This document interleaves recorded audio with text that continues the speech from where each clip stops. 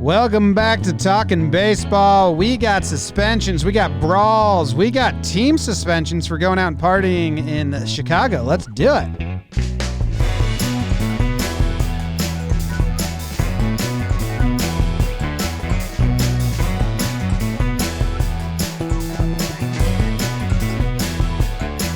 What's going on, everybody? Welcome back to Talkin' Baseball. It is another It's been another wild week. We got game action. We got standings changing left and right. Suspensions, brawls, a lot of stuff going on. We're coming to you live here at the Roosevelt Studios in the Bronx. That's rsvlts.com. You get some nice fun shirts like Jake and I are wearing right now. Jake is sitting to my left. BBD is behind the plate. Trevor is in California. We've got a fun show coming up. A lot of topics that we need Trev's input on. But before we do that, let me let you know who is bringing this show to you.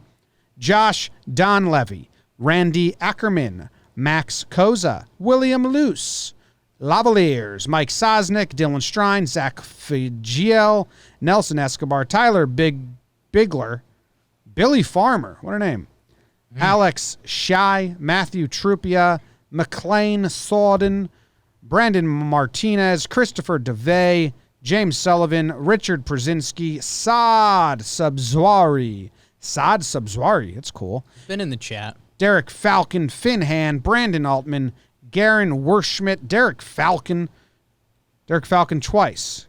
Thanks, Derek. Jordan Fonville, Ryan Hayeshill, and Matthew Savallo. I think a lot of those were duplicates, so if you did get doubled up, congrats. Jake, how are you doing? Doing well, James. We're running hot. You listened to the Rob Lowe interview yesterday or today, and Matt. I think the biggest takeaway, and again, we said it going into it, I mean, they're baseball fans. They're Dodger fans. It's really cool. We got, it's just a little follow-up at the day we talked to them. We talked about someone pitching the ninth inning, and that night Joe Kelly pitched the ninth, and they sent a picture, and they were, it was a baseball family around the TV at 7 p.m. watching a baseball game. I showed that picture to my fiance, Caitlin, and she's like starstruck. Oh, my God. It's just got a picture of Rob Lowe just sitting in his couch. Like, oh. Yeah. I was like, yeah, it's got frosted tips. Flex. Yeah. So, we got that. We've got Mark Atanasio, the Brewers owner, coming tomorrow. He was very cool. Again, very unique interview. So we're doing well here. The baseball is good. We need those cards back on the field. Not sure if Trevor Plouffe has an update on that for us, but man. Otherwise, things are good. We keep doing the Roosevelt Homer board, and you're starting to see the big names come up there. You're starting to see the real names come up there. Tatis, Judge, Trout, like where it's happening. So baseball's good, man. Trevor, how are you? I'm doing great. I'm looking at that homer board, and I told you guys I hate that over 20 homer bet. So dumb. Now they were seeing these balls. I should have waited. I should have waited to give my judgment. Did you guys see some of the home runs that are going out of here? Not saying that Judge isn't hitting them hard enough or Tatis isn't hitting them hard enough, because they are. They are absolutely mashing baseballs. But as Jubal Cabrera hit a home run yesterday. It was bad. Off your guy, Chase and Shreve. Yeah. It's maybe the worst home run I've ever seen. It's, and there was two of them yesterday. I forget who the other guy was, but this was bad. Yeah. I believe Meredith Wills. I believe what's happening last postseason is happening again. We have a grab bag full of baseballs, and I think that some guys aren't smart enough to throw away the bad ones. You see Verlander, you see Cole, you see a lot of these pitchers just throwing away balls they don't want to throw. Maybe Chase and Shreve, he doesn't know how to tell the difference yet, Bounce it and get a new one. These new balls are wound as tight as your shirt on your neck. These things are like golf balls. You look good right now. Don't listen to him. I'm not a big fan of that, Jim, but the Asdrubal Cabrera one yesterday was pretty tough. Good call by the announcer.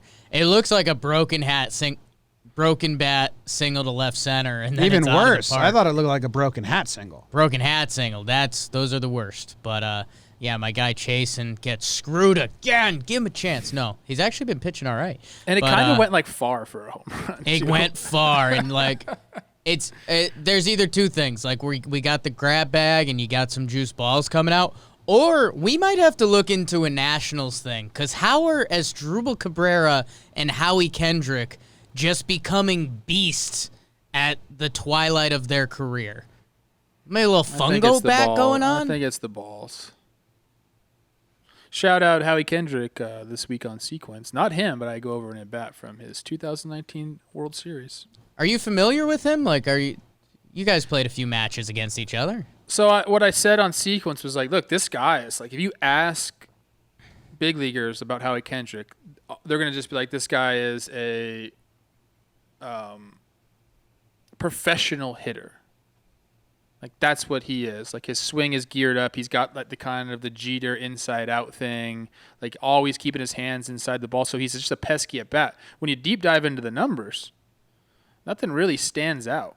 Like, not even his batting average, which I thought was going to stand out to me. But he's done it for a long time. Like I said, he gives you professional bats. So I have not seen the Asdrubal Cabrera home run. I'm trying my darndest to find it. MLB doesn't make it incredibly easy for you. I was going to give you my live reaction to it. How you looking? I should be able to find it. Well, I have it on MLB.com/video, which is where you should be able to watch it. The video just won't play. Okay. It's the best website. I don't know. I remember when Howie Kendrick came up, and he was a pretty big prospect, and it never fully came together. He was always nice. But yeah, it's cool to see it. I wonder if it's a little bit of health, a little bit of, you become older and wiser, and maybe a little bit of juice in the balls, and that just raises everything. But he's a career 294 hitter, which, hey, that's really good. Mm-hmm. 337 on base, a 768 OPS, which, okay, becomes a little more average. But I mean, with the Nationals, 319, 366 with an 888 OPS. So go get it. He's always been a guy that barrels the ball. So if you have all of a sudden your baseball's acting like golf balls and all it takes is for you to barrel a ball. Well, juice. A little adjustment and getting a little bit more launch angle. That's all it takes, man. Jimmy just watched the Ass Crabs homer, and Shreve looks great with the beard. He does, right? Yeah, he needed that. He looks like Barry Pepper even more now. The home run, I thought it was Oppo, but it's just, I don't know. It's bad. Someone does that to you in wiffle ball. You check the bat. I almost tagged you guys in Dr. Meredith Wills last night, but that's it opens up a whole can of worms, and I was having a nice Yankees night off, so we'll get her another time. Yeah. All right. The first big news I want to talk about with you, Trev, I need your opinion on this whole Laureano, Cintron, Astros, Oakland fight. You saw, I'd made the breakdown video of it. You told me nice job. I appreciate that. It was good. Thank you. Good job, buddy. Standing at my car with the unlock button in my hand. And then I got the text from someone, just turned right back around and texted Katie and said, I won't be home. I won't be home. I won't got be a history home to for make. supper. You should see me when I get in that zone, Trev. It's scary. Jake fun. tried to talk to me, and he was like this. I get really zoned out. I just didn't see him, and he was right in front of me. And then finally I saw him, and I got really, Like I was doing if you're at a deli or somewhere and you're trying to get their attention, so you either stomp your foot a little bit or you bump into the window or something like that. I was doing all the tricks and nothing happened. So I was just like, then I was a foot away from Jimmy, and I was like, hey, if you don't see me now. So spooked him a little bit. But yeah, I think what was that, 2.5 hours straight of research and edit and laying the track? Yeah. So I go to this weird zone. It's fun, but fun. just completely blinded. Enough sucking your D. Trevor, thoughts? There's so much to think about. Okay. All right, I'll give you some questions. I could go. Look, when Laureano walks down to first base and it's like, dude, okay, when you get hit with an off-speed pitch, everyone's always like, it's an off-speed pitch. If it hits you in the right place, it's still going to sting. He'd already been hit earlier in that game, and then another time in that series. I think this was his third time being hit. It starts to get annoying, whether it's a curveball or what. So I thought when he was walking down to first base and he was giving them the just come on, snap it a little more. I thought that was like hilarious. That's some of the best humor I've ever seen on a baseball field. It was so good. calm about it too. Like he was playing it the perfect tone. His facial expressions were hilarious. Astros fans are acting like that was really uncalled for, and it's like, no. I mean, if he was screaming and yelling, then it's it's. But like that is as mundane and as fun as you can react, just being a little dickhead. Like I agree, Ramon, but on purpose. He was like, that's something I would have done. Just being like, hey man, just if you kind of snap it, you probably won't hit me. I don't care who it was. I mean, the most hated player in baseball, whoever it is, if he did that, it's funny. Even A-Rod would make me laugh if he did that. Whoa. Maybe not. Maybe not. His would be so much more premeditated. Yeah, like Laureano's was great. I liked it. He starts to walk down to first base. Maldonado's got him. You think everything's over. And then you hear the chirping. And he hears the chirping. He starts chirping. And the thing about when you're playing in Oakland, there's no railing. It's open. Right. So although the dugouts are kind of far away, it's a long walk, as we all know in Oakland, a lot of foul ground there. It's still open. It doesn't feel like you're in a dugout. You're just out there. So the chirping is different there. There's no barrier. Whatever that means, there's still like a mental thing when there's a barrier in front of you. Like that stops you from doing things. There's no barrier here. Well, it's like Cintron when he steps up and then steps closer. If he does that, he can't do that behind a railing. So the lack of a railing almost makes it like I'm on the field with you. Yes. Yeah. So, and Cintron, look, I kind of gave him a hard time. He deserves it. But if he was just chirping, that's okay. Coaches chirp all the time. Is it stupid when they chirp? Yeah, but they're competitive guys too, especially former players. We heard Dusty Baker, who did he tell, like, get back in the box, mother effer? Didn't he just say that? Do you guys remember that? Yeah. You get... Was it Mookie? No, The get back Dodgers? on the mound, little fucker. Yeah. There it is. Yes. Yes, he said That's that. a really So, like, good impression by me. Yeah. that was pretty good. So, like, it happens. Like, coaches chirp. Like, you don't want it to happen, but it happens. The thing that he messed up with, and he knows, and everybody has to just, they get it. You can't step to a player like that. Come on. Not even step to him. Also, invite him in with your hand. Like, the whole thing is outrageous. And then, of course, he realizes that he made a mistake when Laureano charges him. And he's like, well, even if I want to go out and fight him, that's like the worst case scenario. So I think what he did was actually the best case scenario. Like, I think he realized that this is stupid. I'm going to get in a lot of trouble for this. So he stayed back. Like, if he would have went after Laureano, it would have been so much worse. And we would have been talking just as much about it. I think he did the right thing, even though he looks like a huge pussy. For lack of a better word, I'm sorry. That's like... No. Well, he just didn't think Laureano would actually do it. Which is so dumb. I don't love that Laureano did it either. Okay? Like, we can't just call Laureano a hero here because... No. I get you can get egged on, but, like, this is your team, man. And, like, not only that, but you are... No, but you're risking people getting COVID. I don't fucking know. There's guidelines in place for a reason. I totally agree that, Laureano gets a lot of blame for actually charging. You shouldn't do that.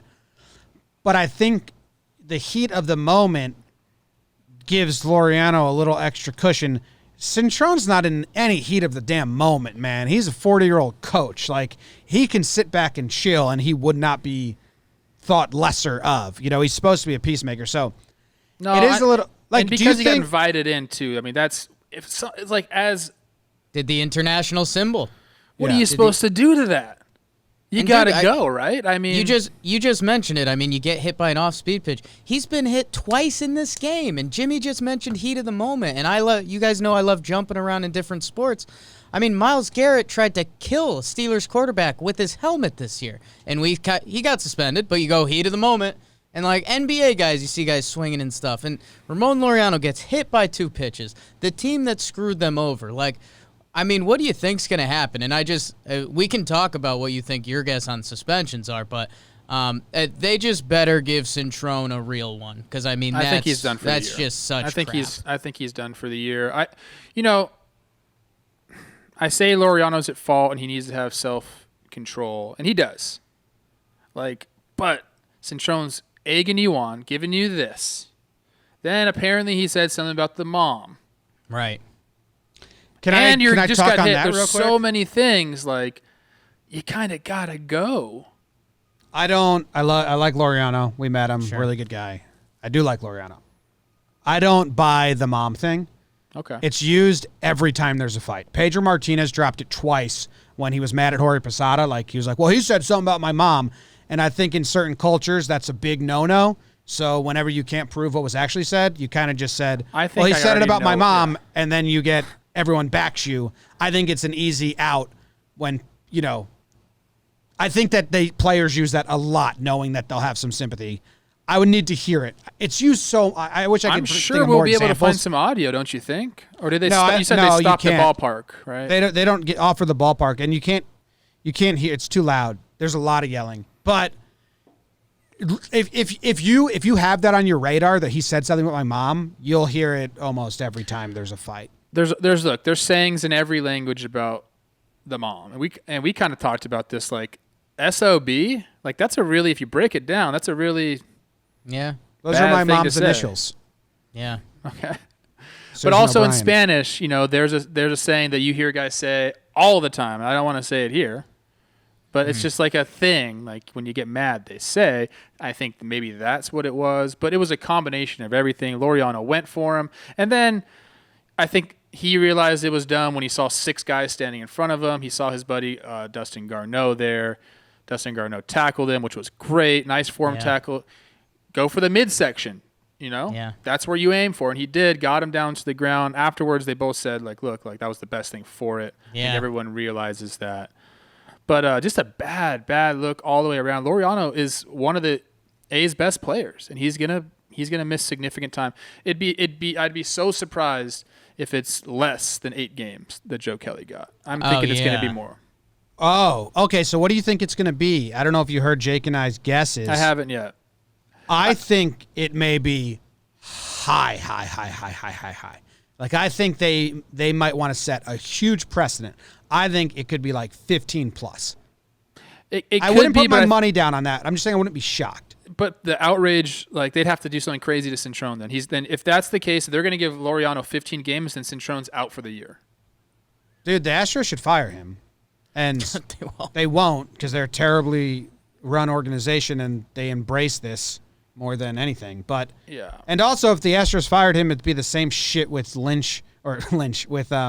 Hinch and Lou now, where the league gifted the Astros an out. Like, okay, we'll just suspend him, but you have to fire them so you guys can look like the good guys. It'd be the same situation. And in all honesty, who cares if Alex Cintron is there or not?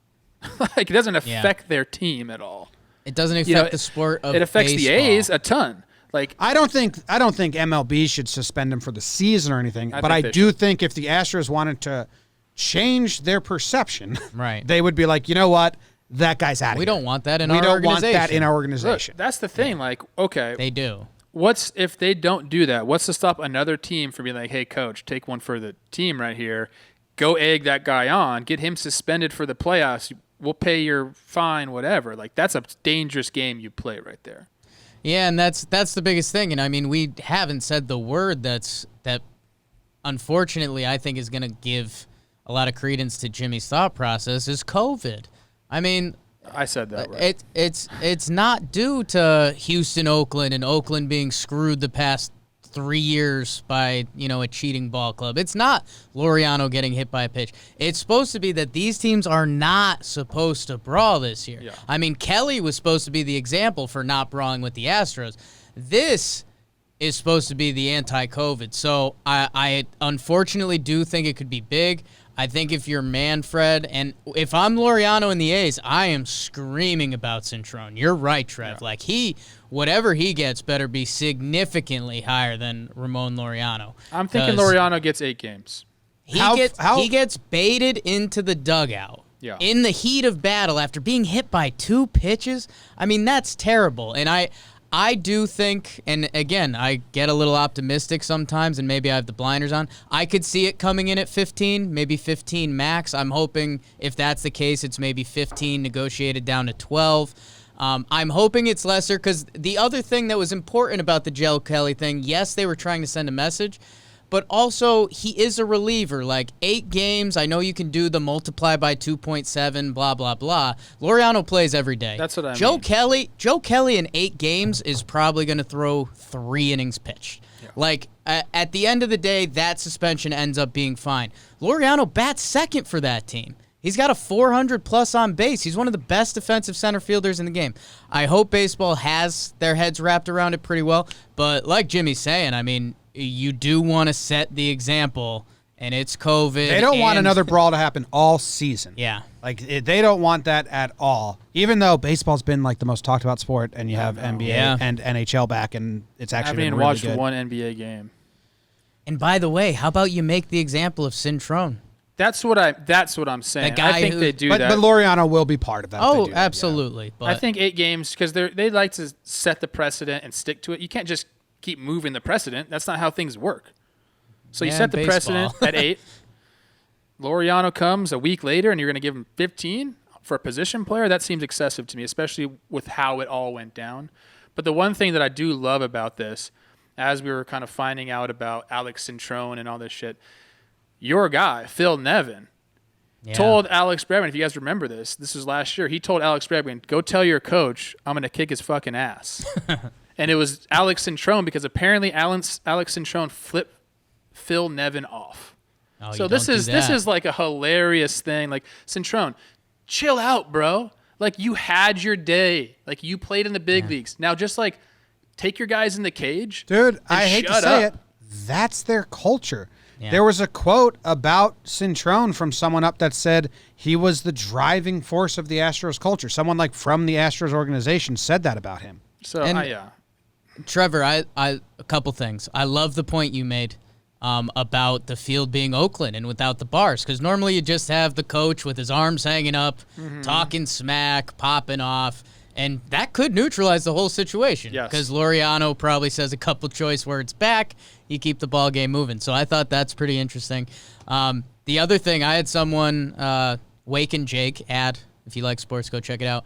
I've been asking people to comment a lot, bake the algorithm, and someone said, because we've been hyping up this Astros bullpen that's like 9 rookies and they've been shoving.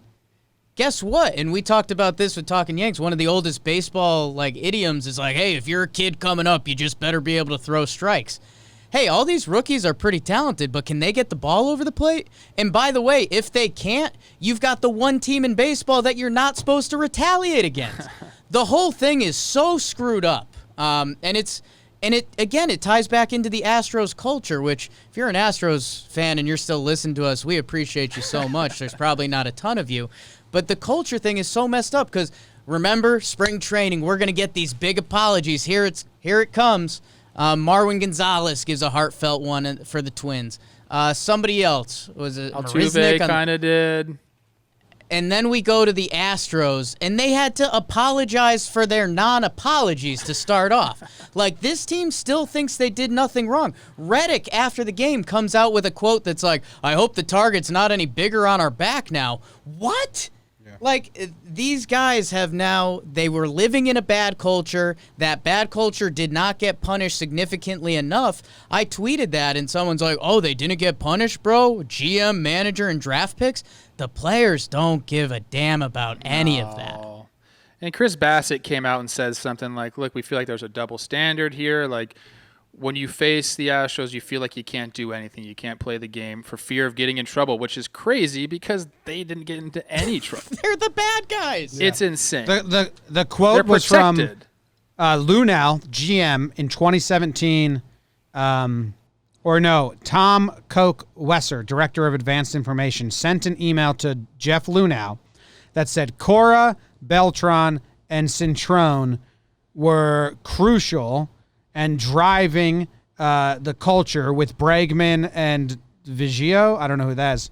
I have no proof that it has worked, but we get real good dope on pitchers tipping and being lazy. That information, if it's not already, will eventually yield major results in our favor once players get used to the implementation that he said Cora, Cintron, and Beltran did. And they said Cintron was a driving culture in the sign-stealing operation, yet he was not named in the Manfred's report. So, I mean, he is that culture. He's the culture that they should try and trying to run away from, but they have decided to act like they're victims and embrace. So we'll see. Look, they got a new GM there. Was it James Click is his name? He's got a decision ahead of him. I think that he knows what to do. But we haven't even had a statement from Cintron. No, he said he was sorry. He said he was embarrassed and he was sorry. When did that come out? I didn't even see it. Was it like him addressing the media or just a statement? Through Dusty Baker, I think. No, that ain't it, coach. Like, if you want to call guys out on the field, get your ass in front of a microphone and talk about it. Like, you don't get to hide like you hid behind the other coaches and your players, bro. Yeah. It's funny that Dustin Garneau and Ramon Laureano are like friends. Yeah, that happens a lot in those brawls, man. Just find your buddy.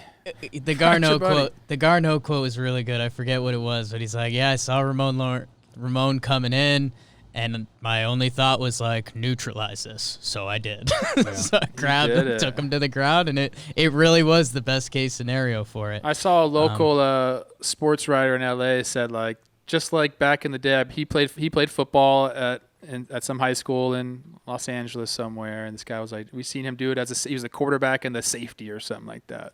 So he's got skills. Yeah, his senior year, he switched over to safety. Did hear that making the rounds. I saw somebody mention this name in the chat, Dusty Baker, who obviously when he took this job, he knew what he was getting into, and he definitely said the right words in the interview too, that you're going to have these guys back. Like, you can't be like, yeah, they cheat a little bit, but here we are. Like, I think the right words were, do you want the job? Yeah.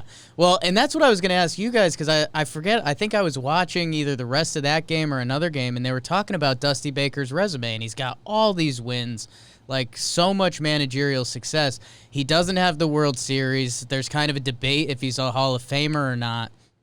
And maybe he is. Dusty Baker's a name that if you're familiar with baseball, you're familiar with her. I'd have to get into the numbers a little more, but I don't know. It's just kind of weird in hindsight that, like, now that I'm looking, like, I feel like Dusty Baker might have compromised himself to try to get that World Series with this team, and I don't know. That just feels kind of weird. And well, it weirded me out realizing they didn't clean house with the coaching staff, and Quentin Hubner's in the patron chat, so I'll see if he has any info for me. But like, when managers change, usually the coaching staff changes. Like when Girardi left the Yankees, the first base coach, the third base coach, the bench coach all left. And same thing kind of with Torrey to Girardi. Like, maybe there's one that carries over. So I don't know. I guess because they never cared and maybe they wanted Hinch. I don't know. I was like, they kept him. But I think that just goes to they're playing victim rather than it was our problem and they're not changing the culture at all there. So I don't know. But did anyone else change? Was it just Lunau and Hinch and they just have like dummy replacements? I couldn't tell you. Sure. We need some Can't Astros remember. people here. I became so sick of talking about it. Yeah. But here we are again, still talking about it because there was no punishment. How about Reddick saying, like, we don't want this to put a bigger target on our back? What I feel for are the guys that had no part of that are on the Astros. Yeah, I wouldn't want to go sucks. there. Like, people are getting traded over there. It'd be like, damn.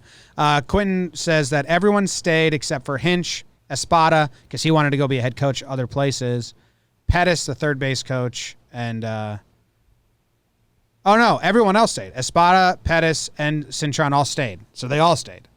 That's weird to me. Like, Dusty Baker is such a dummy manager then.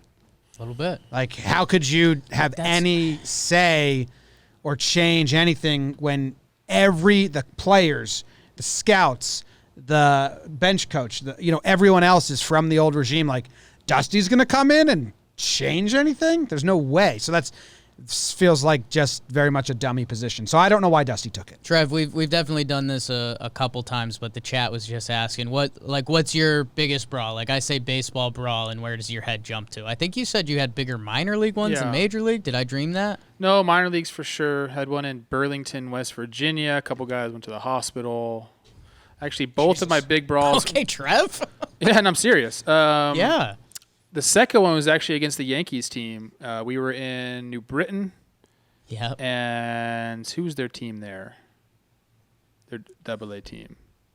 Trenton Thunder, Yeah, Columbus Trenton. Clippers, Trenton. So we same guy pitching. One of my good buddies is actually a pitching coach in the Twins organization now. Got charged, like the nicest guy, just got charged twice by hitters, and I was in the field. I was a shortstop for both of them. But in the big leagues, nothing crazy. We've had obviously benches cleared, but nothing crazy where big punches are thrown. I think guys are more. They don't want to get fined, dude. Yeah. You A know, lot of money. and It's just not worth it. it's really not worth it. I think everyone has that mindset. Every once in a while, you'll get guys that are just like so fucking pissed or frustrated. Like, it happens. Did you guys see Maldonado's mask? What happened there? Was there any punches thrown in this brawl? Geared up. No, I don't No, think so. and kinda thank God. The weirdest thing, and I hope I didn't blow up their spot, but is Austin Allen, the A's catcher, running up to Maldonado like a goalie fight, and then Barreto somehow coming away with Maldonado's mask. Yeah, I saw that. Yeah. Was interesting.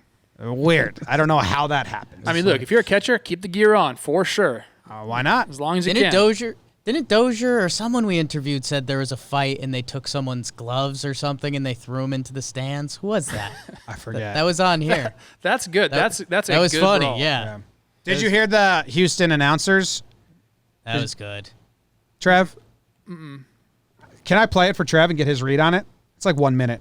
Okay. Yeah. So there's could go to Quentin again. I don't know who the play-by-play guy is, but the other guy's name is Jeff Bloom. Jeff Bloom, who's the color Former analyst. Yeah. So the play-by-play guy is, he's pandering to his audience because he's got Houston fans and he's trying to act like what Laureano did was the most disrespectful thing ever. And the play-by-play is kind of going along with him. And then at the end, Todd Callis is play-by-play. At the end, they see Cintron. And it's the second time they saw Cintron, and they just ignored it the first time, say, come here. And you can hear at the very end Jeff Bloom go, ugh. He's trying so hard to defend the Astros the best he can. Oh. And then it cuts to the Cintron camera angle. And he's just Seems like, to not be working. so he just was like, oh man. Oops. Yeah, he was doing everything he could to give Astros the benefit of the doubt, and then it cuts in, and he just lets out this big, oh god. Damn it. There's no defending it. I think we're trying to set up the Here, I Bluetooth. could just do it this way, BBD. Oh, here we go. But that was a breaking ball. Nobody likes getting hit, but that was a breaking ball. But Laureano is the one who kind of initiated the process by complaining about being hit by a backup slider for the second time in this ball game. He Okay. brought the attention to himself, and the Astros dugout took umbrage. And like you said, TK, there's not much other voices going on out there, so you're going to hear everything. He got hit by Brandon Bailey earlier in the game. And then Humberto Castellanos, who is a taxi squad player, wasn't even on a spring training roster this year, and was mostly a Class A pitcher last year, came into an emergency situation with Round Rock a few times. And see Alex Cintron saying, come on, I've heard enough from you. And there goes Laureano. And Well, It's so funny, dude. It's like Bloom is just listening to the play-by-play guy make excuse after excuse, like Laureano's not allowed to be upset. Yeah. And then he just goes, Yeah, I mean, what are you supposed to say to we're the that? bad guys again. I've got a last quick one before we move on.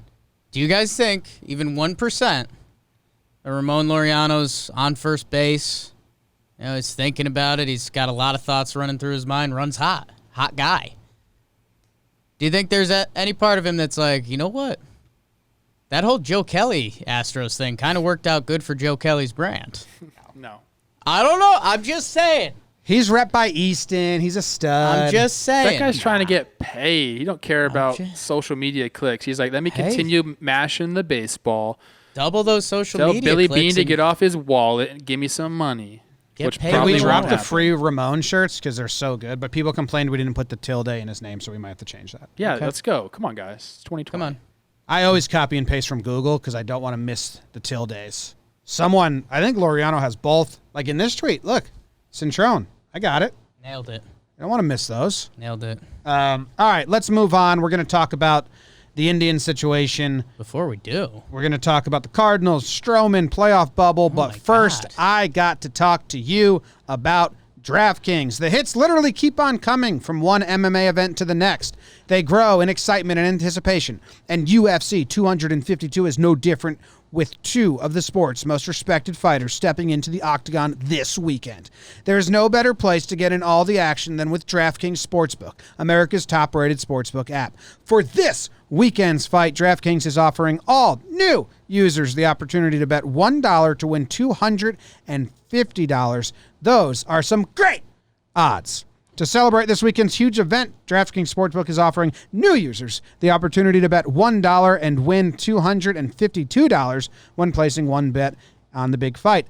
Head to the app right now and check out all they have to offer, including fighter props, round-by-round betting, and so much more. Plus, with basketball's playoffs right around the corner, DraftKings Sportsbook is offering $10 in free bets to use one in-game action for every day of the rest of the first round of the playoffs.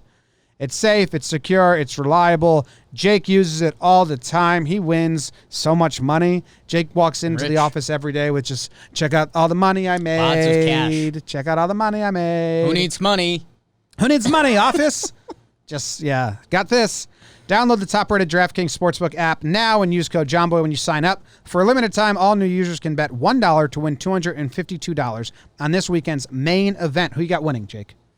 Dude, I think I'm going Cormier, man. Let me talk about each of their fighting styles. So Miocic, he's a big guy. Cleveland guy. Got the best. It's going to be an awesome fight. I love UFC.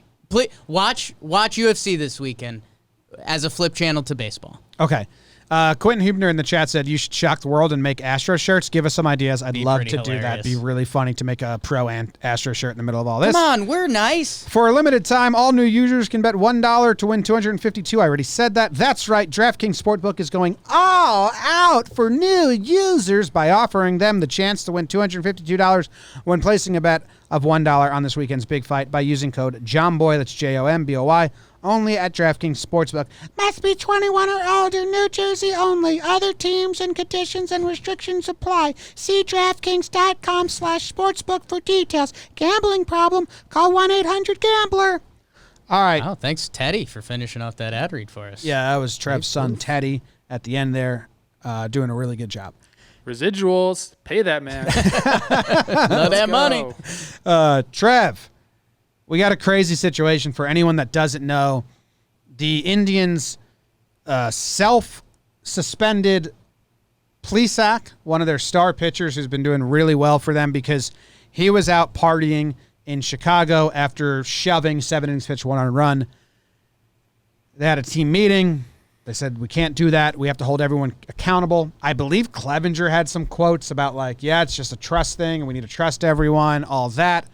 So they do that. We kind of all applaud, say, yeah. Jake says, well, he wasn't pitching for 8 games anyway. But still, good job. Take it serious. You got Cookie Carrasco on the squad. He is a cancer survivor, underlying symptoms. We can't fuck around here. Clevinger, turns out, was out with Plesac that same night. And when Plesac got in trouble, Plesac didn't rat on his boy Clev. Clev didn't rat on himself, and then somehow they find out, oh, Clev, you were there too? Oh, you're suspended as well. So now Clev is suspended from the team as well. 2 out of their 5 starters. Trev, very, very interested to hear, as an ex-player, what you have to say on this whole situation. I had a mean tweet ready to go yesterday. It's still in my drafts. But I took a deep breath because I wanted to, think about this situation a little bit more. Slept on it, thought about it, and I just can't shake my initial feeling, which is what the fuck are you guys doing? They both, Jimmy, the quotes that you referenced were from July 30th with Mike Clevinger, so before this incident. Zach Plesac on July 3rd, they're both talking about how we need to be responsible. I saw something about Clevinger saying, hey, Trevor Bauer left. I think this is on your episode with them. He said, Corey Kluber left, and now I have some shoes to fill as the leader in the clubhouse. I have to get there early. I didn't have to think about those things before. Now I do. I understand the role I'm in, and I need to do that. It's a new thing for me. Well, you didn't do it. Cookie Carrasco decided that he was going to play because he thought that you guys had a team that could win the World Series. Cookie Carrasco also has leukemia. He has underlying health issues that when presented with a virus like COVID could literally potentially kill him.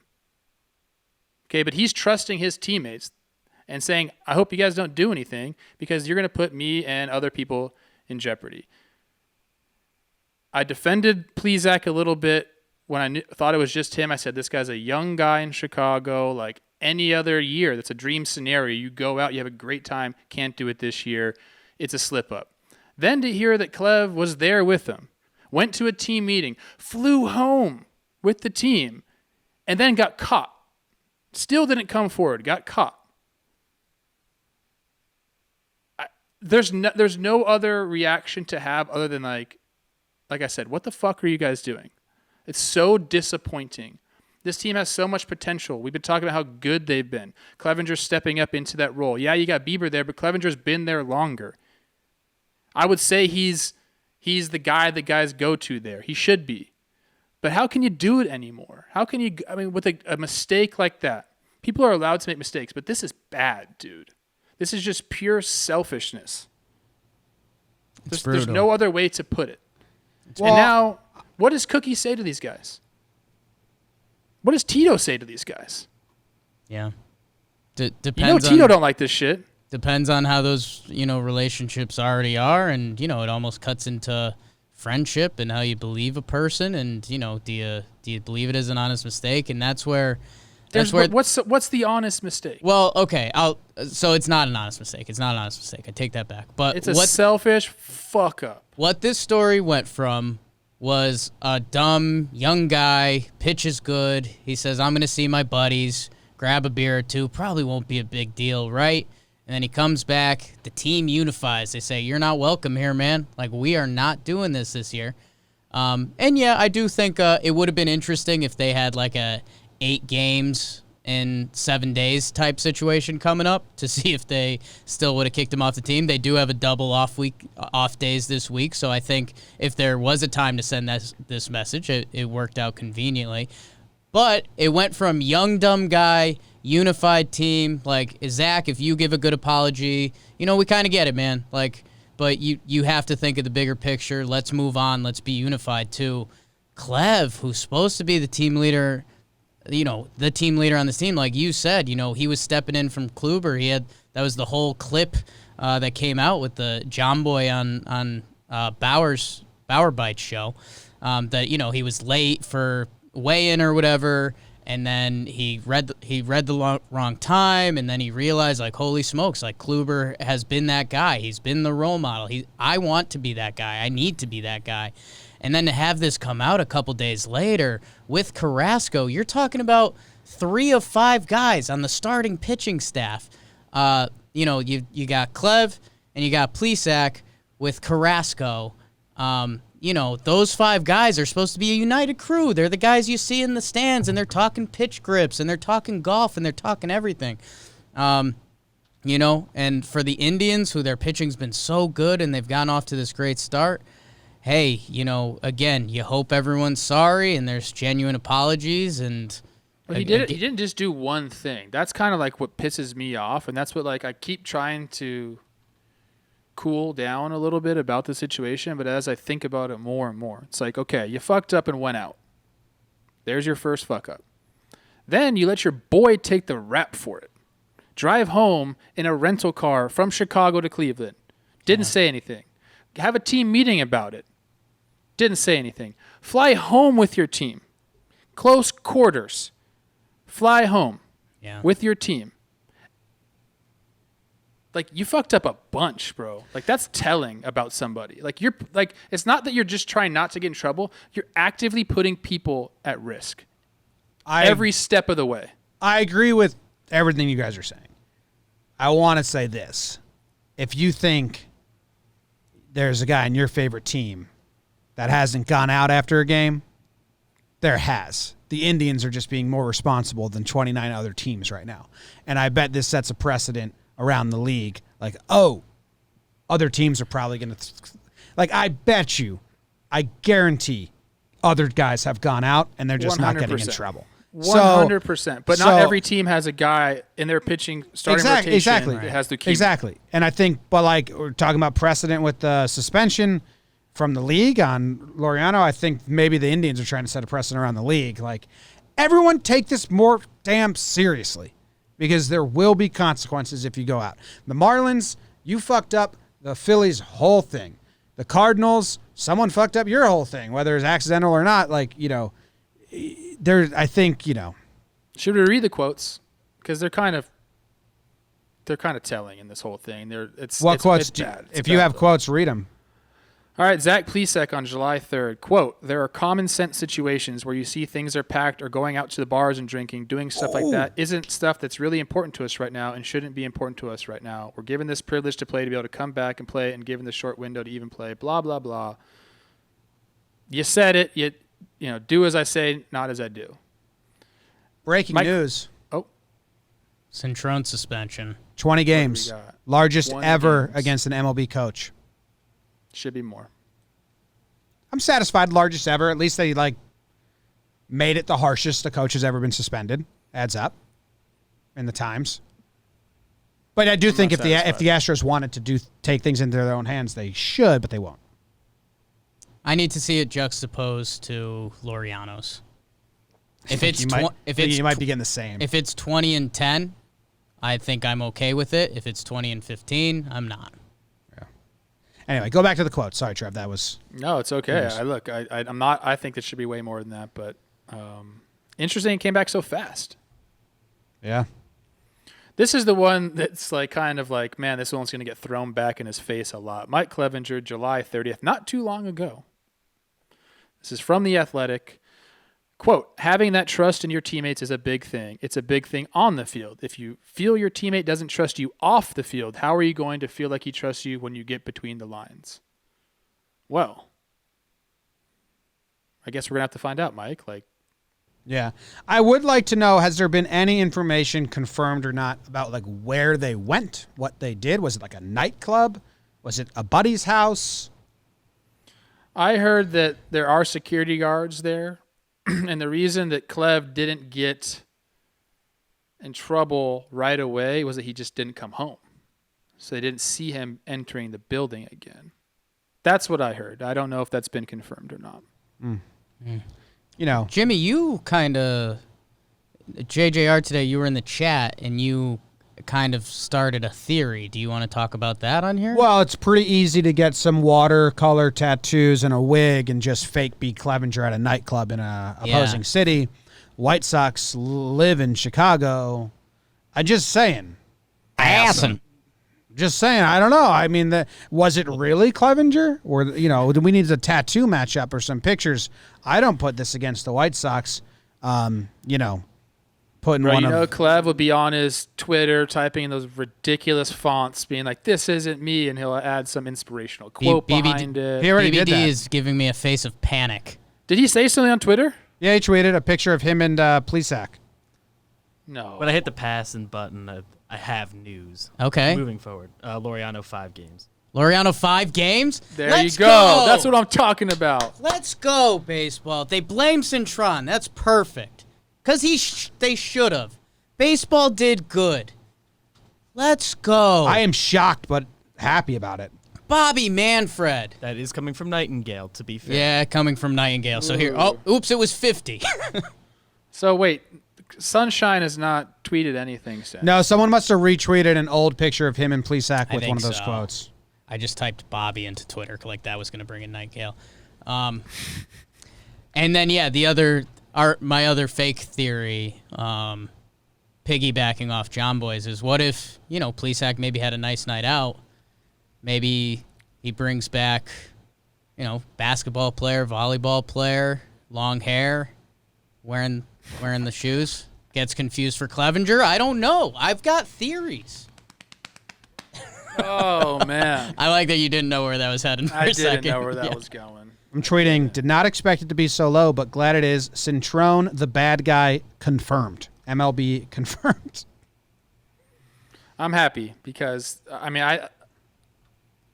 the 5 games is great. I think they took into consideration that Laureano does play every day. Joe Kelly will pitch 3 innings in those 5 days. So that's I just thought they were going to lay down the hammer because they don't want this to happen again. Fucking everyone go fight. No. If someone points at you and gives you the international fight me sign from the Matrix movies, even go Bobby fight. Manfred knows that. That's the thing. That's shocking to me. That's a little bit. awesome. Good day. 5 games. Oh, I hope Laureano appeals too. Get to 3, kid. Dude, that is Keep that's fighting. nothing for charging a dugout in the middle of a pandemic. He got baited, man. Yeah. He got And baited. to think about Joe Kelly got 8 games for missing somebody. Yeah, the Dodgers have I to think be his like, what appeal the? is supposed to come today. Yeah, Joe Kelly's appeal day. That's funny, man. How about that? Live, baby. That's awesome. News. All right, the other topics we have here is Stroman opts out. He gets his service time, opts out, leaves the Mets in the wind. They traded some prospects for him. They got 11 starts on a third-place team and no starts this year. Trev, you had the tweet. Teams do this to players all the time. The Yankees are currently doing it to Miguel Andujar and keeping him in the minors to get an extra year of control. The Yankees did it to Tommy Kahnle. The Yankees did it to Brandon Drury. The Yankees did it to Clint Frazier. The Yankees did it to Gleyber Torres. This is all the time. Teams take advantage of service time to benefit themselves. You cannot blame Stroman. The only thing that sucks, in my opinion, I guess I'll go first, Stroman talks a lot of game. A lot about how him and the Mets are coming this year. Look out for us. Look out for us. He also said, do you think I would have thrown 90-pitch bullpens to try and get ready for this season if I was just going to rope-a-dope and opt out? Yeah. Otherwise, it would have been a bit more obvious, but I still don't care if you rope-a-dope and opt out. No. You're allowed to – if they fuck over players, players can fuck over teams. But But if you're a Mets fan, that sucks. Yeah, what I was talking about with him, I called it a finesse. And I'm not saying Stroman orchestrated this whole thing and never wanted to pitch. That is not what happened. Look, the guy was excited. Yes, he does talk a lot. I kind of dig that. Gets a calf injury. Okay? Calf injury. Mind you, he's a free agent after this year. He understands how many days he has to be on the 40-man to get that service time. Has the calf injury. It's the middle of a pandemic. Am I going to work my way back and then come in and hurt my free agent value? This is the perfect time for him to say, nah, I'm going to ride into the sunset. I'm going to go make sure I'm clean. Let me get back up to 90 pitches to show I'm completely healthy. And look, man, the best thing for me and my family is for me to not play. I don't need these games. I don't need to take these extra innings on my arm. Maybe I get hurt after busting my ass my entire life to be able to reach free agency. Like, look, this was a business decision. Could he have came back? Obviously, probably he could have came back, but he's protecting himself. He's worked hard to get to this point. I do not fault him at all, especially when you put it up against the backdrop of what teams do to players year after year after year. The Mets got finessed. There's really no other way to look at it. And what are you going to do? Yeah. You know what I think? They're like, hey, you let his team down. I think the team's like, you know what? That just gives somebody else an opportunity. Somebody's going to get his innings. Stroh didn't need those innings. Somebody else is going to get them. I do think it affects his free agency a lot. Really? I don't. Yeah. Why? Because I don't. Teams that like him are still going to like him. Teams that didn't like him aren't going to like him. If he shoved this year, I think he would have got more money. I don't think he's going to get a lot, or he doesn't project to last a while, so he's 1 year older, and he could have really used a big season. Now he hasn't pitched for a year. I don't know. I mean, coming off 2019, his combined stats: 32 starts, 3.22 ERA, 184 innings. Yeah. I mean, I'd hold out for that too. an It's MLB. just, look, and most guys sign insurance policies. Maybe he didn't do that, and he's like, fuck. Like, He'll here's get my big way money. out. I just think if he pitched and performed, he would have got big money. Pitchers always get big money. Yeah. Wheeler got a ton of money. I mean, yeah, I wouldn't. Wheeler's got a little more upside with the stuff and how he's projected a little bit, but I mean, Stroman's going to get paid like a 2-3 starter that hits free agency. If you're a Mets fan, I get how it could be Sucks. deflating a little bit. Sucks. But just add it onto the pile, right? I mean, Yeah. a lot of things going on. But you got to put yourself in his shoes. Yeah, and that's like, look. that was a really good point about the players, Trev, because we speculate a lot, and as fans, you hope stuff and blah blah blah. from the vibe we've gotten from almost every player realizes it's a business because it is. It's their lifestyle. So I bet the Mets kind of, gave us shucks, like, really wish we had that guy, but I don't think anyone is mad. From any player we talk to, I would expect their reaction to be the same thing, like, would love to have that dude, but I get it, man. Like you said, Marcus Stroman is now, he's 29 years old. He has spent the last 15 years doing everything he could to make it to this point. That's nuts. And, remember that season that he tore something, his ACL or whatever the hell it was, comes back in like 6 months or less than 6 months, like 4.5 months, and pitches in the playoffs. Like, this guy's put a lot of work to get where he's at. Yeah. Like him or not, like, I know he's a polarizing figure in MLB. A lot of people don't like his antics, what he does.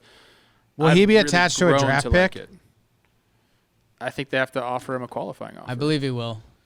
Yeah, I'm just interested. Are qualify offers in this year? Wasn't that one of the things they were talking about? So many things in and out. Yeah. 30 years old. He reminds me of like a little lesser than Keuchel when he had the draft kit. He could get what Keuchel got, whatever, like a 4-year. Yeah, but no one wanted 60. Keuchel when he had a draft pick attached to him. No one wanted, like, 60. People waited till the draft pick was out. You got a 30-year-old pitcher with bad peripherals. I think Keuchel's numbers had shot down.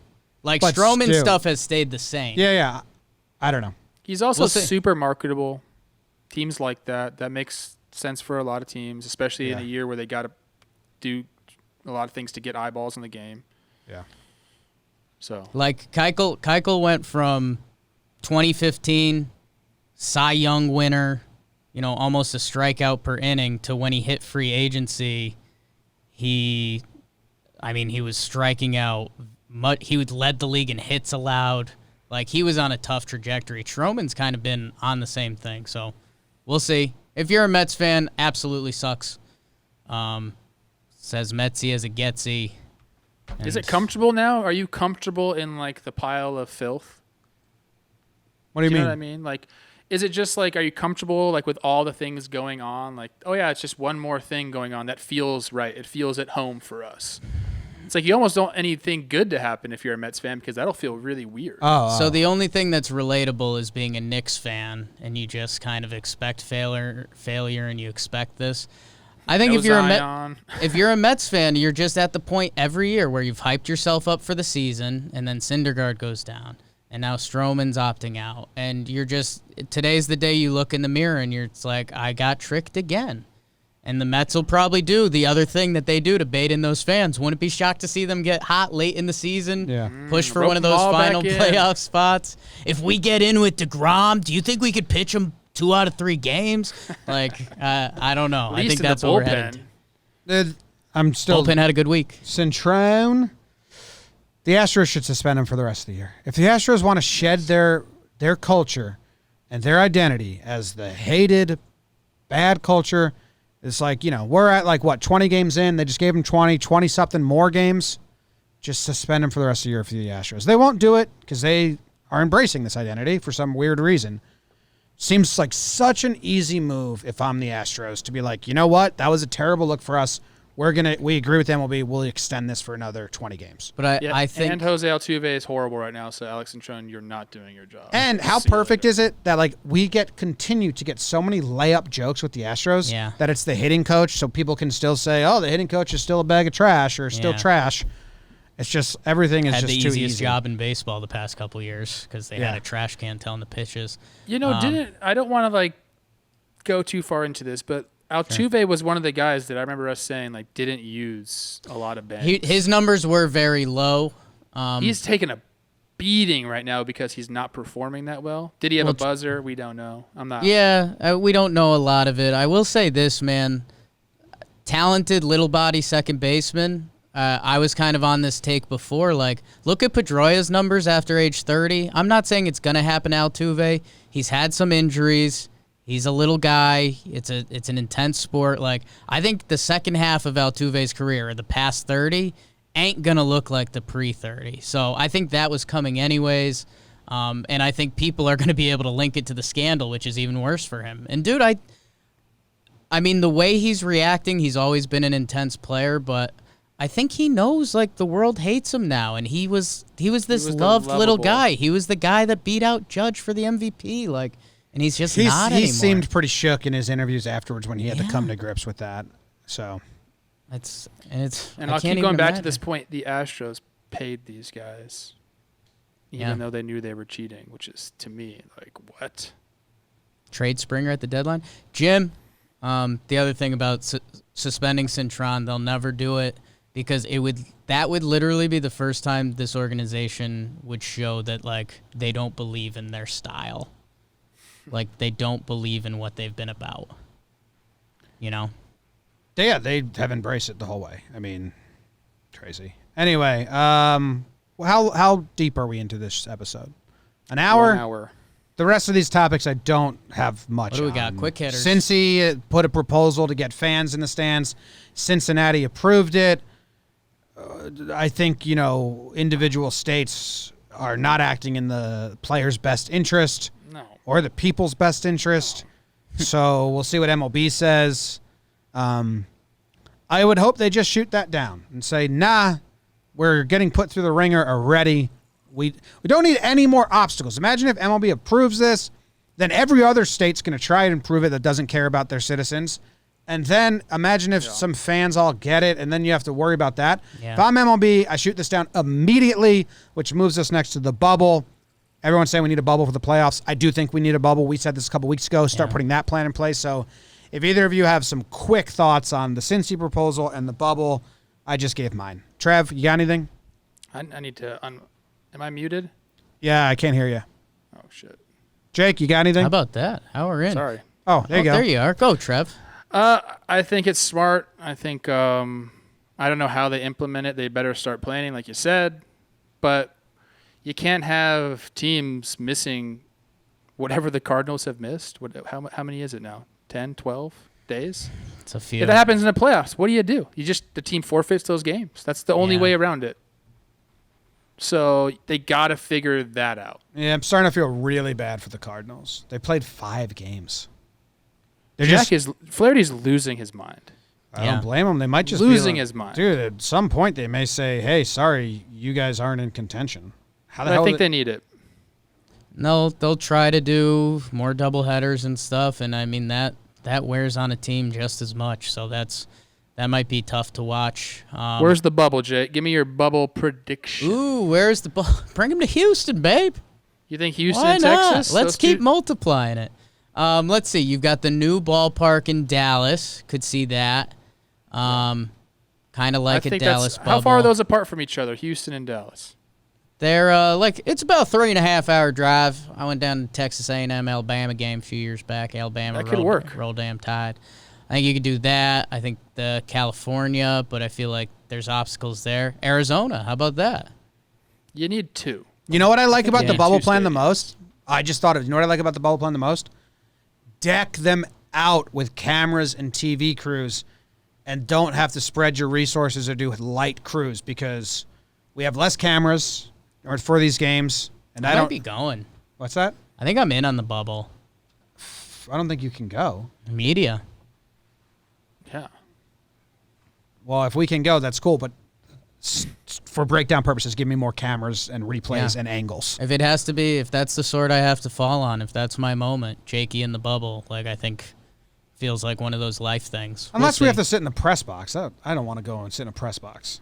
But I mean, do. I love seeing all those miserable guys in the press box because it makes me realize how good I have it. It's the Yeah. best. Perspective is an amazing thing. Yeah, you like setting up in there and then leaving. and then if we're in the bubble, can you interact with guys? So we'll see on that. I think the bubble's a must, just because you're right. There is no backup plan. You can't push games back a week. You just can't. So yeah, interested to see where they land on that. Do you guys remember the eyes that we were getting at every spring training park? Would New York be fun? Yanks, Mets? No. Yeah. No, I think most of the people that we met at spring training that knew us were very, very nice to us. Like, I don't think we got some stink eyes from men who still read newspapers in the morning. I love newspapers. Do not talk poorly about newspapers. You knew but the I get what you're picture I was saying. describing.